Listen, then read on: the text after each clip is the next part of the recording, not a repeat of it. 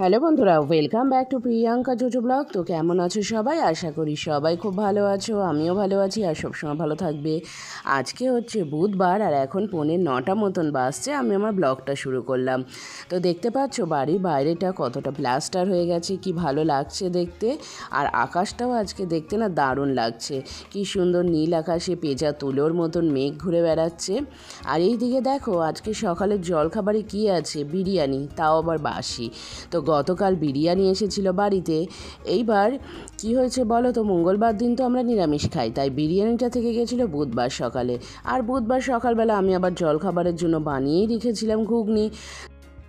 আর এই দিকে আজকে বাড়িতে অনেক দিন পর মাটন এসেছে, কারণ আমার জন্মদিন ছিল গতকাল। তো বোন বলছিল এই খাওয়া দিদি কি খাওয়াবি বল। তো প্রথমে ভাবলাম বিরিয়ানি, তারপর দেখলাম বিরিয়ানি আনলে মা আর বাবা বিরিয়ানি খায় না, তো কেননা খাসির মাংস আনা যাক, বাড়িতে জমিয়ে খাওয়া যাবে।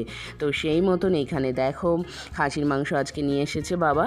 আর এইখানটায় ছিল হচ্ছে চাটনি বানিয়ে রেখেছে মা। তো আজকে শুধু ভাত আর খাসির মাংস হবে।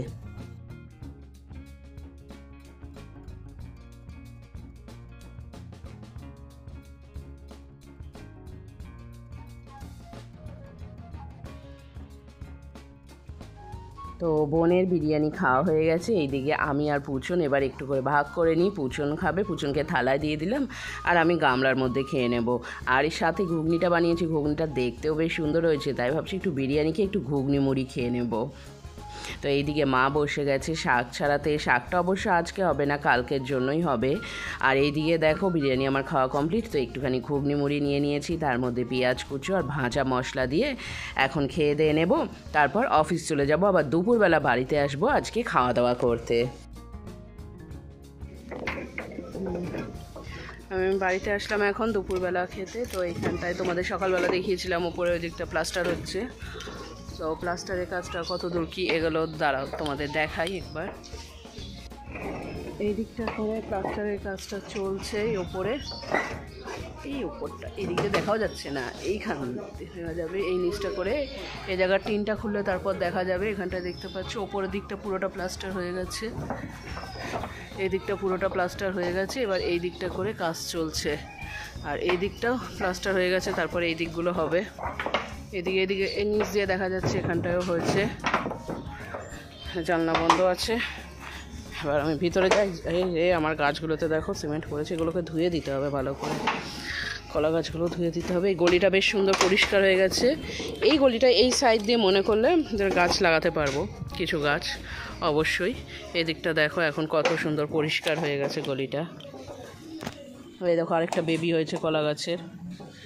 টোটাল আমাদের 4টে কলা গাছ এখন।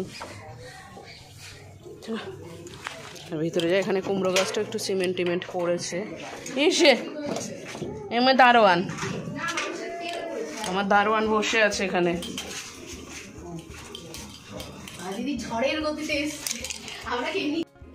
এখানে আছে ভাত, এখানে কড়াই ফাঁকা, এখানে কিনে যায় না। আর এখানটায় আছে আজকে মেন আকর্ষণ মাটন। এই তো পাইপের পিস, আমার পছন্দের পিসগুলো আছে। বেশ বোন আর পুচনের খাওয়া হয়ে গেছে, এবার আমি খাবো। আর এখানটা এক বাটি নষ্ট করেছে, এটা বাইরে জিমির বান্ধবীকে দিয়ে দিও। জিমির বান্ধবীকে। এখানটা মাছ ভাজা আছে, যেহেতু মায়ের মাংস খাওয়া বারণ, মা মাংস খাবে না, এখানে তোজো খাবার। আর এখানে আছে চাটনি। ও তার মানে আজকে দুপুরে শুধু মাংস ভাত? আমি তো চাটনি খাইনি, আমাকে ওই বাটিতে মাংসটা বাইরে দাও। আমার খাওয়া দাওয়া কমপ্লিট, আমি রেডি হয়ে গেছি। আর এইটা এখন আমার কোলে উঠেছে, কোল থেকে নামবে না। আচ্ছা, খুশি হলে পানা যাচ্ছে বলে ঘুরতে যাবি? দেখ তোজো, ওটা কে আমার কোলে? ওদিকে জিমিকে দেখছে, ওদিকে না পানা যাচ্ছে।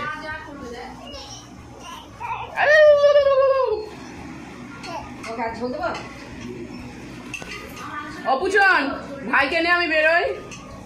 আর বাবা এদিকে, আমি এদিকটা বেরোতে পারবো না, দাদা এখানটা বসে আছে। তো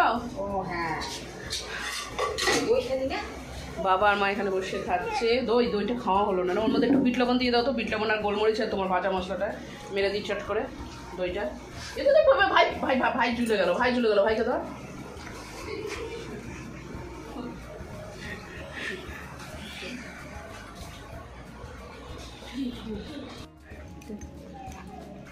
আমার খাওয়া দাওয়া কমপ্লিট, এবার আমি অফিস যাই। আর ওইদিকে তোজো জিমিকে নিয়ে খেলতেছে।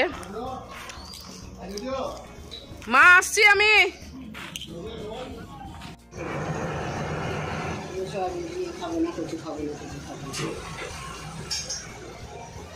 এটা বাটিতে কি গো? ওই যে জোজো বানিয়েছি গো, মেখেছিস কি? হ্যাঁ ভালো।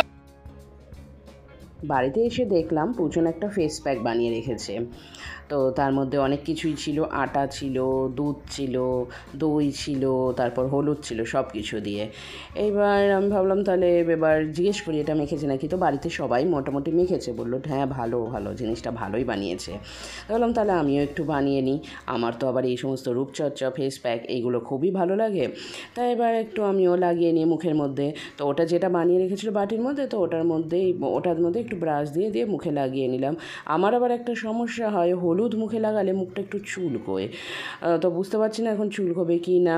তো দই টই তো দেওয়া আছে। এবার ভালো করে মুখে ফেস প্যাকটা লাগিয়ে কিছুক্ষণ বসে থেকে মুখটা শুকিয়ে নিয়ে তারপরে মুখটা ধুয়ে নেব।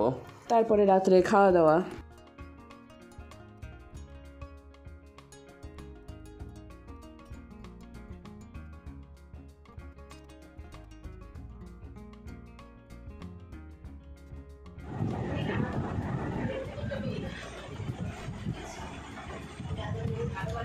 পুচনের বানানো ফেস প্যাকটা মুখে লাগালাম, দেখলাম মুখটা বেশ সুন্দর ভালো গ্লো এসছে। জানো প্রথমে তো বোনকে জিজ্ঞেস করলাম বোন লাগিয়েছে নাকি, তো বোনও বললো লাগিয়েছে। না আমারও এসছে। এ বাবা আমারও এসছে, দেখো লজ্জা পাচ্ছে। দেখছি বেশ ভালো গ্লো এসছে। আমার আবার হলুদ মুখে মাখলে একদম সহ্য হয় না, মুখ চুলকায় আর তোমার ফুল দানা বেরিয়ে যায়। কিন্তু দেখলাম না, হলুদ টলুদ দেয়নি। কি দিয়েছিলে এর মধ্যে? কি কি দিয়েছিলি? দাঁড়া হয়েছে বলো কি কি দিয়েছে। আটা, আটা, হলুদ, হলুদ, দুধেশ্বর, দই। আটা, হলুদ, দুধেশ্বর, দই। হ্যাঁ এই কটা জিনিস দিয়ে বানিয়েছে। তোমরাও বানিয়ে রাখতে পারো। আচ্ছা গোলাপ জলও দিয়েছে সাথে। তো এইগুলো লাগাতে পারো, ট্যানটা ইনস্ট্যান্ট চলে যায়। দেখলাম ইনস্ট্যান্ট চলে গেল, বেশ সুন্দর, স্কিনটাও বেশ সফট সফট লাগছে। ভালো বানিয়েছে। তো এটা মাঝে মাঝে বানিয়ে দিতে হবে এবার আমাকে, মাঝে মাঝে মুখে লাগাবো। এবার এই টোনারটা নিয়ে আসো, একটু টোনারটা মেখে নিই। দিয়ে চল খেতে চল।